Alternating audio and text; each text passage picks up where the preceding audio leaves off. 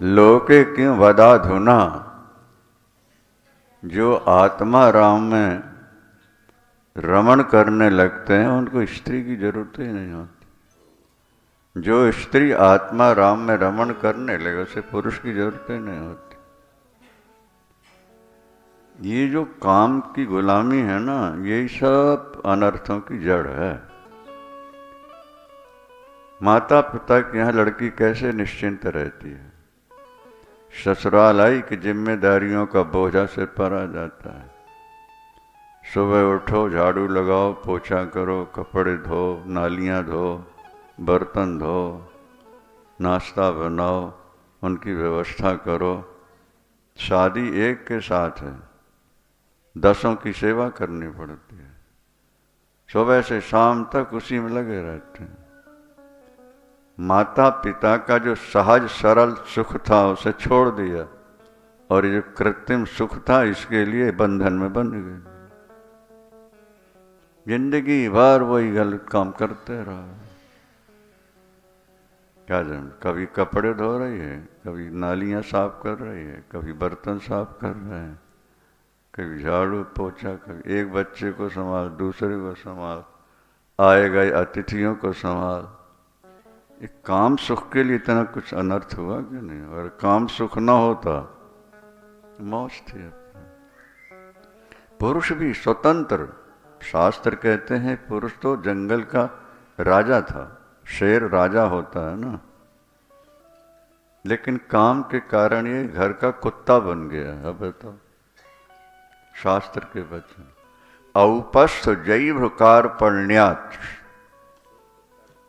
औपस्थ जैव, औपस्थ माने वासना और जैव माने जीवा रसना, रसना और वास। इन 2 इंद्रियों के कारण जंगल का राजा घर का कुत्ता बन गया है। जैसे कुत्ता 2 रोटी खाता है और 24 घंटे भूं भूं करके रक्षा करता रहता है, ये पुरुष भी थोड़ा सा सुख पाने के लिए इतना सारा बोझा अपने सिर पर ढो रहा है। क्या? पत्नी की हाँ में लाओ, बच्चों की व्यवस्था करो, आए गए को संभालो, धन कमाओ। हम कहते हैं ना कि परिवार छोटा पैसा मोटा, और कमाओ और कमाओ और कमाओ।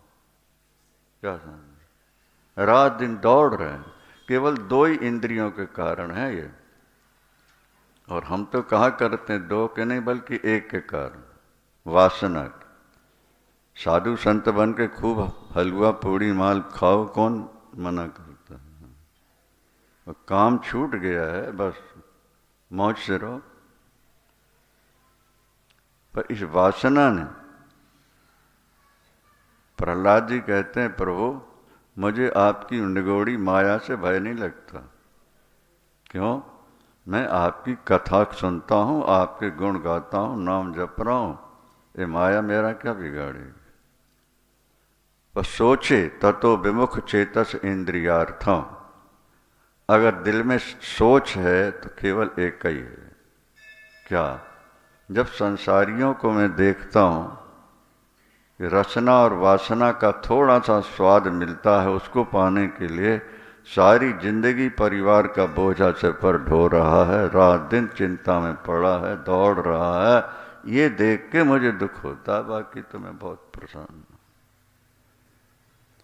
ये रचना और वासना, बस रचना से भी ज्यादा कठिन वासना वाले। और एक बार फंस गया चक्कर में, बच्चों की ममता छोड़ कैसे सकते हो? बेटे पोतों को छोड़ोगे कैसे?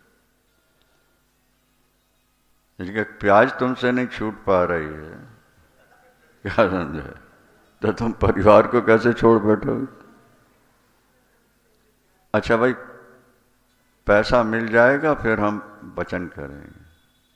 तो पैसा किस लिए कमा रहे हो? तो पैसा इसलिए कमा रहे हो कि भोग भोगेंगे, और जब पैसा मिल गया तो भोग छोड़ोगे, फिर कमाने की जरूरत क्या थी? शंकर भगवान की जय।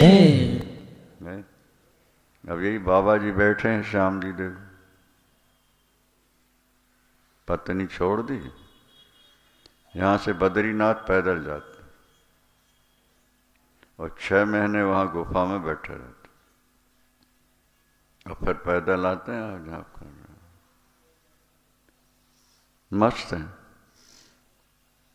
कोई चिंता नहीं।